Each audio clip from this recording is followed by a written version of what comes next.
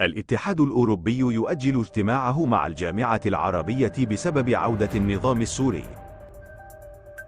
قال الممثل الأعلى للاتحاد الأوروبي للشؤون الخارجية والسياسة الأمنية جوزيب بوريل اليوم الأحد إنه تم تأجيل الاجتماع الوزاري العربي الأوروبي السادس الذي كان مقررا عقده خلال الأسبوع الجاري، وذلك بسبب عودة النظام السوري إلى الجامعة العربية. جاء ذلك في مؤتمر صحفي مشترك عقده بوريل مع الأمين العام لجامعة الدول العربية أحمد أبو الغيط في العاصمة المصرية القاهرة.